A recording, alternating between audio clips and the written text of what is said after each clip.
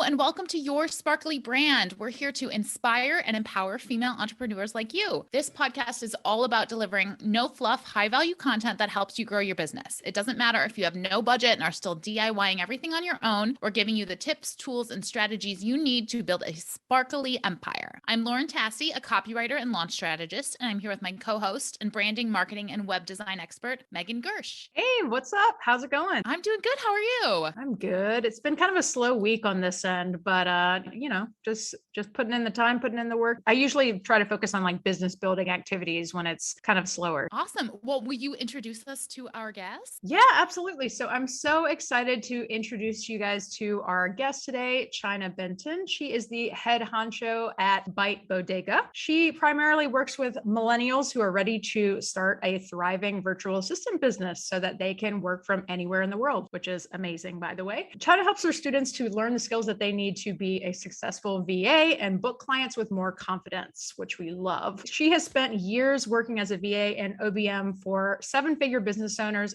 who have been featured in Forbes, FitFabfun, CNN, and more. And now she's on a mission to help other awesome people do the same. So welcome to the podcast. So excited to have you. Thank you so much. I'm so excited to be here. So Chynna, before we jump into your story, we do like to start each episode by sharing a sparkly moment of a week. It's like a little win or a celebration, something that you can just kind of feel good about and a little sparkly. Awesome. Meg, so do you have a sparkly moment? Yeah. So I have started to work on, essentially it's going to be like a DIY branding product for my audience. I'm super excited about that. I have just started to plan it and started to organize the pieces of it. So it's essentially going to be a product where even if you are not a designer yourself, you can at least get some bare bones brand guidelines in place. So more to come on that soon. But what about you, Lauren? Ooh, that sounds very interesting. So I'm just sort of like realizing that I'm in a really great place right now for myself personally. I've kind of had some ups and downs over the past few months with like clients that weren't a right fit coming to me and me having a hard time saying no and just sort of all of it feeling a little mismatched. And right now,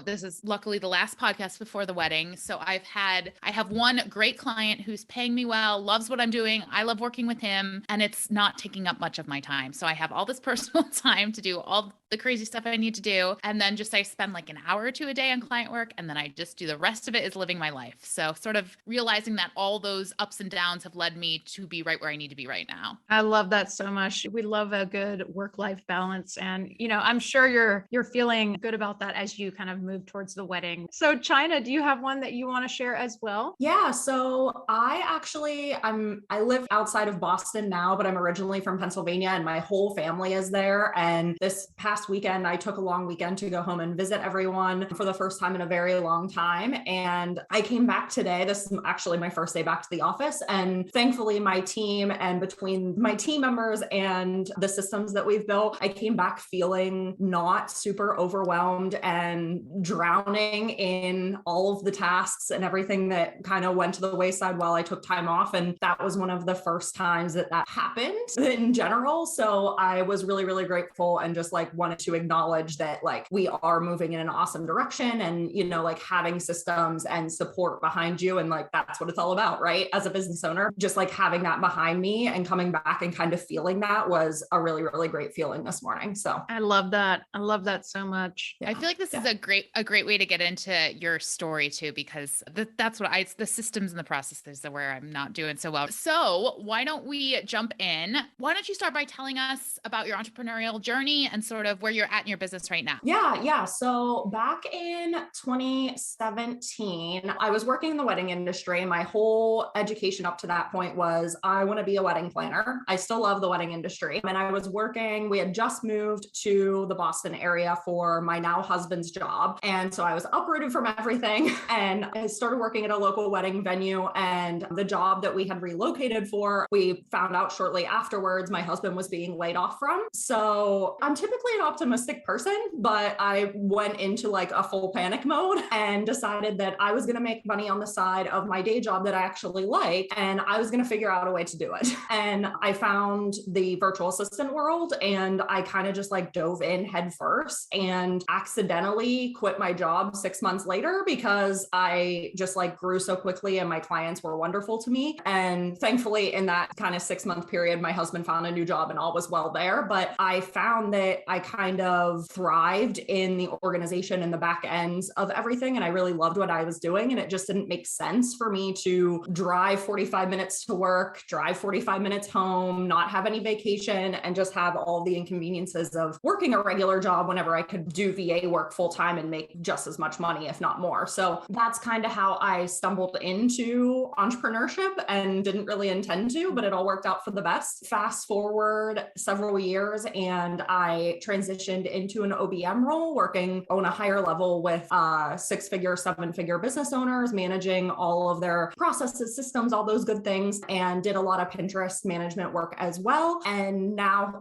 fast forward again to today, I work with aspiring virtual assistants who want to start their business and are either struggling to do so or just learned about the VA world like I did and are really looking for guidance and tips in order to what is really going to set them apart from the competition and really find clients that align with them and clients that, like you were saying, Lauren, like really value you and value the work that you do. So do you have essentially like two sides of your business now? Or are you only focusing on like coaching new VAs now? Yeah, we have two main sides to our business. So we have our client side of our business where we work with all of our clients to build their systems, optimize, and implement everything on a day-to-day basis. And my team members mainly handle that. And I'm obviously tied into that a bit as well. And then we also have the course side of our business and the education side of our business where we focus on educating virtual assistants through our online course on that side. Awesome. As somebody who has worked with VAs in the past, do you have any advice for business owners that think that they're ready to hire a VA, if they're ready to like take that leap? Like, how do you know that you're ready as a business? Yeah. So what I always say is once you feel like you don't have enough time to focus on anything but the admin of your business, if you are sitting at your desk and you're like, I don't have enough time to work on the projects that are going to move my business forward, those admin tasks or those day-to-day tasks are the things that are keeping you from doing that. That's when you should look to hire a VA or a specialist of some sort to help you in whatever you can outsource. Because at the end of the day, if you want to launch an online course, if you want to start a new mastermind, if you want to take on additional clients, but you kind of hit that ceiling of what you can take on, that's a really good sign that you're ready to bring on some sort of team member to offset some of that time so that you can gain back. Because I mean, like at the end of the day, like 5 hours a week, even at that, you can do a lot with 5 hours a week if somebody is willing to give that back to you with VA support, and you might be able to get that project off the ground that you want to. So I would say that's really a key indicator of when you're ready. So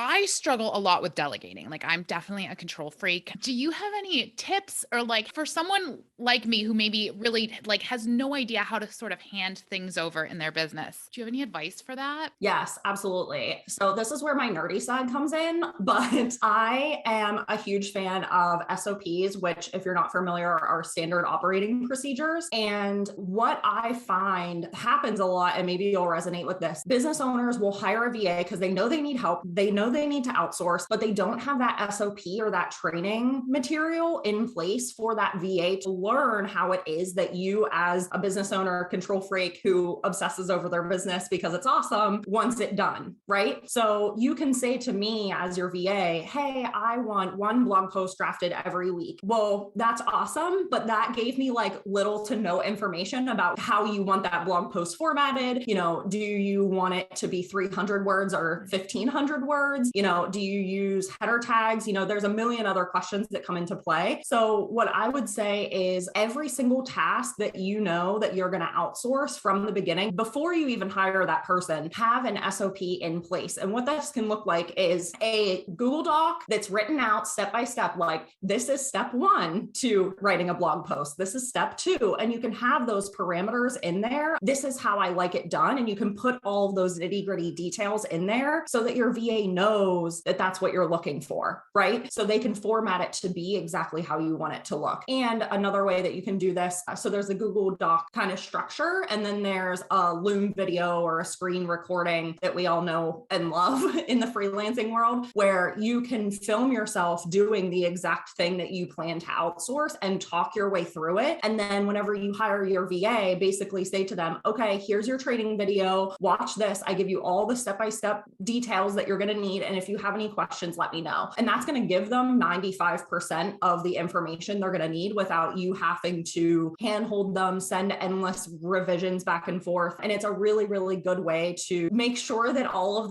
those nitty gritty control freak things are taken care of, but in a way that's really easy for your VA to digest and follow too. I had a question when it comes to that as well. So like one thing that I've experienced in the past is like, I will hire somebody to help me. And obviously, so I work in like web design and marketing. And so a lot of the tasks that I've given to VAs before in the past have been like, here's a video that I've made. Can you either transcribe it or, make it into other formats? And a lot of the time there will be issues, whether that be like adding, expertise in certain areas or like those kinds of things. Do you have any like tips for how to kind of make that transaction a little bit more seamless? Maybe there's like a hole in the process where like, maybe I could help in some way. Yeah, I think it really comes back to just having the parameters laid out of how it is that you would like it done. Because at the end of the day, like if you're working with a VA who is specialized, who like, for instance, in Byte Bodega, we handled a lot of Pinterest management for clients. So we had that really deep understanding. So it's a balance on our side too, as the VA, to look at you as the business owner and be like, well, I'm doing it this way because I have this additional knowledge that maybe you don't have. So that's our side that maybe got lost in translation for you. But from your side, I think it's really being clear from the get-go that this is how you want it laid out and this is what you're expecting, especially whenever you are working on projects that are like one-off things that maybe this is a person you don't work with on a retainer basis or on a regular basis. That person's probably going to have their own like jive to how they do everything. And they're just going to do it how they always do it. And they're not going to know that you want it done XYZ way. So that person, especially, I would say, take the extra time to give them the bullet points of what you want done and the way you want it done, because you don't have that same work experience with them. You don't have that same understanding for them to know, right? Yeah. I think you brought up a really interesting point there about like,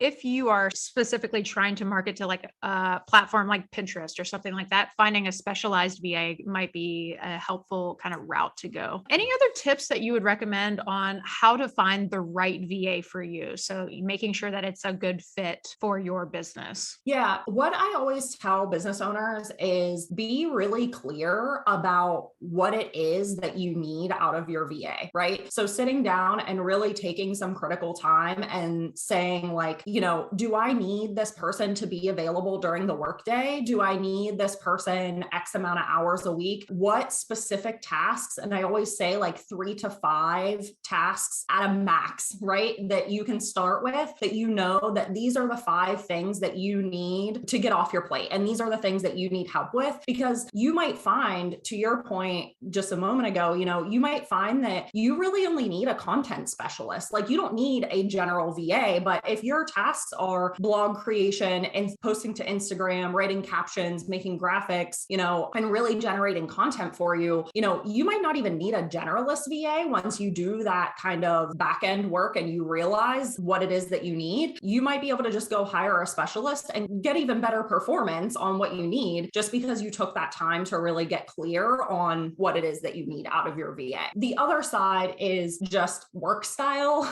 and expectations and all of those things, right? And like, do you just like jive with this person? Are you going to dread getting on a meeting with them every week? Are you excited to have them as a member of your team that you can be proud of? We work with a lot of wedding professionals because I'm the wedding person, right? And it's really important to them because they do client work that the person that they work with, they are really confident in to talk to their clients, right? Because they have that personal connection to their clients. So whenever you interview your VAs or whenever you're looking for your person, talk to your business friends, see if you have any referrals, because that's always a really good place to start. Because if your biz besties have a VA that they really like, chances are you'll get along with them really well. And really just go with your gut. Make sure you get on a call with them, get on a Zoom call, on a Google chat, whatever it is, and like actually see them and have a real conversation and feel them out, and really ask yourself after the call, like, is this a person that I would want my client to talk to, right? Or I would want my student to talk to? And do I feel like they're going to be supported and heard? And do I feel like this person is going to see my people, my audience, right? And I think that that's a really, really important piece that if in your heart, at the end of the day, if this person has the skills, right? If you feel in your heart that this person's going to care for your people, you can teach them to do anything, but you can't teach somebody to care. So just finding that person that you feel that way about, I think is really the end all be all to everything. And that's what I tell my students too. You know, at the end of the day, you can learn how to organize Google Docs. You can learn to make an SOP or send an email newsletter or whatever it is that your clients need. But, you know, if you care about their business in a way that no other VA that they talk to does, they're going to feel that, right? And at the end of the day is for us as entrepreneurs, that's what matters, because we're blood, sweat, and tears in it, right? And we want somebody else that cares just as much. So I think that more than anything else is important. So you kind of touched on this a little bit with the word of mouth referrals, but is there anywhere else, like where are the good VAs? Where can we find them? Yeah. So Facebook groups are really great. I want to be very clear that this is not knocking anyone that uses a freelancing platform, but you don't always find gems there, but you absolutely can find gems there. But my main place is really Instagram. If you like go and search yourself and find people and find VAs and like look at their content and see if you feel a connection to them and you like the graphics that they're designing for their own business, that's usually a good sign that you would jive with them and that they have the skills that you need. But Facebook groups is a really, really good resource, because even if you don't have a direct referral from a close friend like you two, if you go into a Facebook group and say, hey, I'm looking for a VA, these are the 5 things that I've decided that I need help with, you know, does anybody have recommendations? Now, you are going to get VAs that are like, I'm recommending myself, and that's totally normal, but you will have other business owners that are just like, oh my gosh, you need my person. They're the best. They can do everything that you listed off. And it's like a referral, but not, right? Like it is, but it's just not from someone that you know. And that's a really, really good way to go about it as well. I love that. Thank you for those recommendations. So I want to shift direction a little bit. So if somebody is thinking about freelancing as a VA, where do you start? Like, do you put together a portfolio? Like, how do you get yourself out there? Yeah. Oh my, this is a loaded question. So yeah, what I recommend is really getting clear on what your skills are. So if before you start pitching, before you build your website, before you start a social media page, really think about what it is that you can do, where your experience is, and what you're kind of interested in doing, even if you haven't done it before. Because there's design VAs that have never designed anything in their life, but they just like found that they're really creative once they started doing it and they ran with it. So really sit down and think about like, these are the things that I'm really good at, and go ask your friends and family, and maybe even your coworkers, if like they're not going to give you up to your day job, right? Go to those people and say, what do you think I'm good at? What would you like call me for if you needed help with whatever, right? And that's going to give you a real understanding about what it is that you're good at. Because what I find so often from people that are looking to become a VA is it's this mentality of like, well, I'm not a techie. I don't know how to code anything. I've only ever like used Microsoft Word. I don't know anything about anything that these people would want. But the reality is small business owners need very, very practical administrative things. So even if you have no idea what your skills are, chances are you can transfer those skills into the online world, and it's really, really doable. So I would say start there. Once you have a good grasp on what it is that you would want to focus on, get all of your business assets set up. You know, this looks like your social media, I don't always say start with a website, because that's a really big undertaking. And I'm sure both of you can speak to this for obvious reasons, but that's a really big undertaking. So I don't recommend starting with that, but getting all of your socials set up and getting some content posted. And the first way that I tell everyone to find their first client is once you get all of that set up, you have a business name, you know, even if it's like Chynna Benton VA, that's a business name. You can start there, put that on your socials, and tell everybody you've ever met that you're a virtual assistant now. And this is the tell everyone strategy that I share with my students, that you never know who knows someone. And chances are there will be someone in your network that knows a business owner that knows someone that can connect you, that you can get leads that way. And it's something that I wish I would have done more whenever I started my business that I didn't, but it's a really, really great way to just like put yourself out there and like announce yourself as a VA before you start really getting into the nitty-gritty of everything. Yeah, that's an exercise that one of my mentors had me do as well when I first started my business. And wow, is it hard, but it's also really effective. One tip that I'll give with that too is the way that you can phrase it is say like,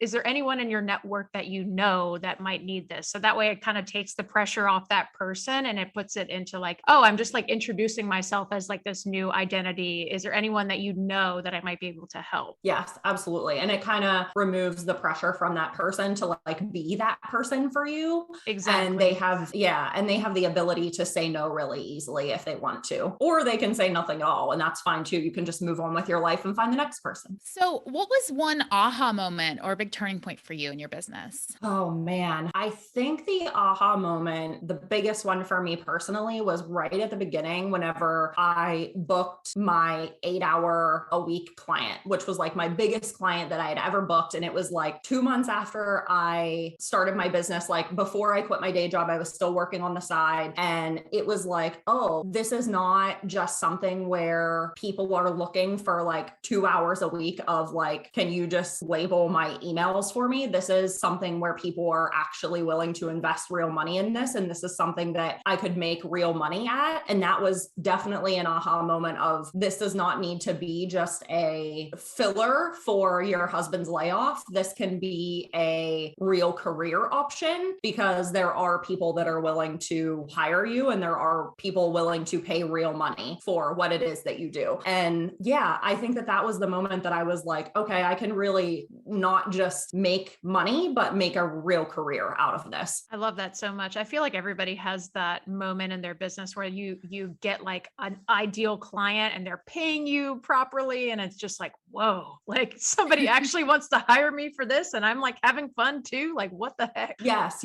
absolutely. And especially being someone that did not start my business to have that, it was even, I think it felt even bigger to me because it was like, oh, this is like not what I was looking for, but this is like even better than what I was looking for. Awesome. Good for you. How important would you say that branding has been in the course of like building your business? Huge. Yeah. So for me, I always put forth my personality first. Whenever I chatted with business owners, and you can, I'm sure you can go on Wayback Machine or like whatever internet device there is to look at what my website looked like whenever I first started, because it wasn't great. It was fine. It wasn't great. I did everything myself. It wasn't beautiful. So I say all of that because despite things not being perfect, I positioned myself in a way that clients could connect with me before I even really connected with them. In the language on my website, I was really, really personable. I, used funny words that I use in real life. And whenever I messaged people in Facebook groups, like I mentioned before about potentially working together,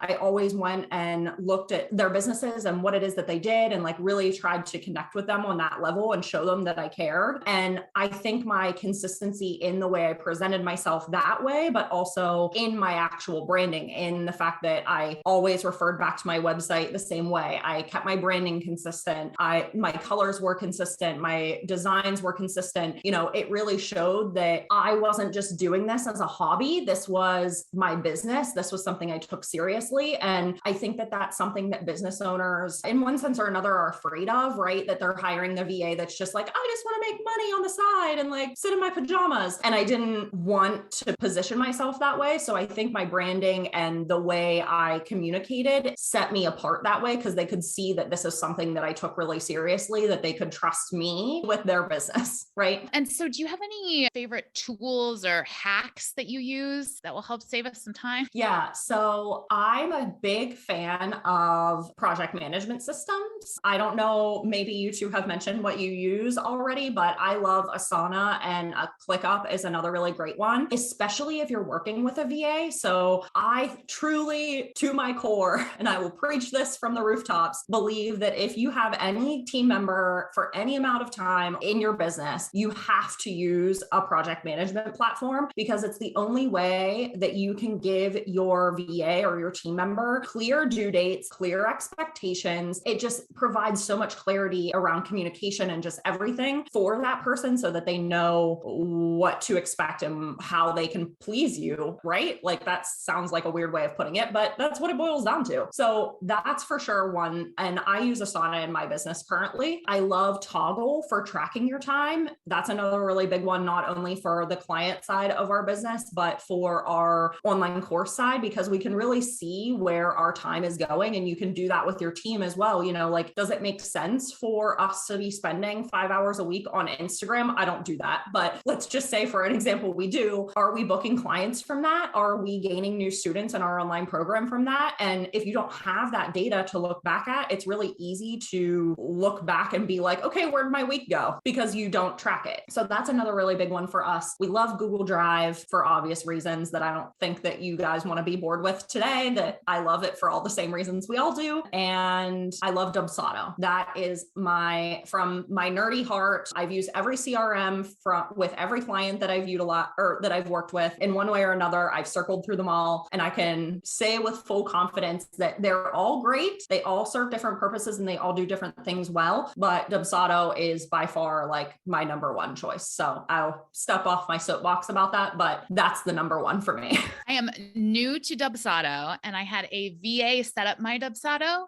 So I'm still figuring it all out. But yes, it's definitely, I feel like it's like the best, it has the most of everything you need because there's not one that has everything, unfortunately. Yes, it's completely true. And Dubsado definitely has a learning curve to it. And I tell everyone this, and I tell my students this too, because I advise in our program for you to use that as well. But you do have to like commit. And I'm happy that you had a VA set it up for you, because like that's a big curve, like kind of that you did away with, right? But even just using it on a day-to-day basis, there's a huge learning curve, but I say with full confidence that it's worth it. So power through. It'll be worth it, I promise. And so we ask all of our guests on the podcast that come on the podcast this, but if you could go back in time and give your younger business self one piece of advice, tell them one thing, what would that be? I feel like this is going to be like very internet online marketing-y of me, but I would truly say to quit my job earlier and feel confident to do that, because at the time I really, really liked my day job.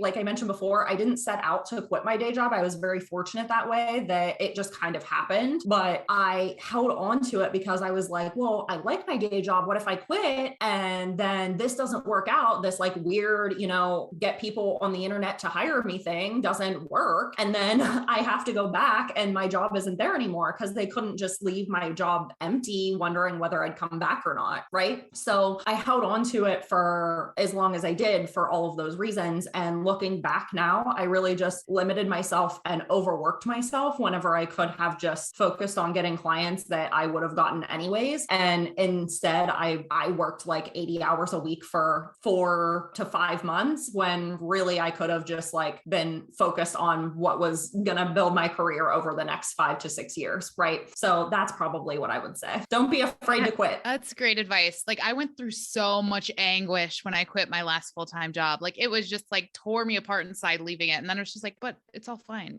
Like it's all fine. Yes. Yes. And I've heard this story from so many business owners too, that they're like, 2 weeks after I quit my job, I panicked and went and got a part-time job because I just like couldn't fathom making the full-time income from my job. But yeah, looking back now, I would have been like, you need to just relax and not work 80 hours a week and just focus on what's making you money. I feel like that's like the most common story amongst entrepreneurs is just like, oh, I wish I would have quit sooner. And the thing about like working for another person's business or a corporation or whatever it is like oftentimes I feel like we feel so much anguish and, have all of this kind of emotional turmoil when it comes to quitting. But like, if you think about the flip side of that, like the business will go on after you. Like there's not like that reciprocated, like, oh, you're leaving. Like, oh, like, I mean, of course there's going to be some of that from like coworkers and stuff like that. But like at the end of the day, like they're going to hire somebody else. It's just like, it's not a two-way street in that regard. Yes. Yes. I completely agree. And I kind of had that realization at the time too, that I was like, if I decided that, because at the time, and I didn't mention this earlier, at the time, my current job, as much as I loved it, upper management was kind of like not giving me the raise I deserved, which is a whole nother story, but maybe that would have pushed me to go get a different job anyways. And my point in saying this is like, if you quit your job and it doesn't work out, there will always be another job that you can just go get, right? right? Like, I think we feel like when we quit, it's like, okay, like I'm an entrepreneur now and this is all I can do for the rest of my life. And hopefully that is how it works out. But like you said, the business world doesn't cease to exist, and people will always be hiring people. People will always have job positions available. There will always be a safety net for you if and when you need it. And I think that recognizing that and acknowledging that gives at least me a lot of comfort around making that leap. Yeah. So having talked about this now, let me ask you this. So would you ever go back to the business world? No. Was that a quick enough answer? I love it. So what are you working on now? What's coming up for you in your business? Yeah, we are focusing all on Dubsado setups and Asana setups. So the client side of our business is all about focusing on the freelancer, the solopreneur, the creative business owner who needs those back-end systems, processes, and we help you set up all of the platforms that you need and the systems that you need so that whenever you do onboard that VA, you have everything lined up and organized so that you can bring that team member on and get full support from them without kind of like wanting to pull your hair out. And the opposite side of that for our education is we have our online course, the Virtual Assistant Blueprint, which basically takes you from absolute ground zero, I have no idea what a virtual assistant actually is, to a fully functioning like service packages, pricing, how to find clients, how to build your website, how to position yourself, how to pitch clients, all the things. So we have that as well for anyone that feels the need to gain that support. That is so awesome. Well, we have had just such a blast to have you on the podcast. I feel like I've learned so much. Can you tell our listeners where to find you online? Absolutely. You can find me at bytebodega.com. That's byte as in megabyte, bodega.com. And you can find me on Instagram at byte_bodega. And you can find me on Pinterest at Byte Bodega. And I blog usually every other week. And you can join our free workshop there as well, where you can learn about becoming a virtual assistant. We'll put links to all of that stuff in the show notes. Thank you so much for joining us today, Chynna. And thank you to our listeners for listening. If you enjoyed this episode, please leave us a review and be sure to subscribe so you never miss one. Until next time, stay sparkly.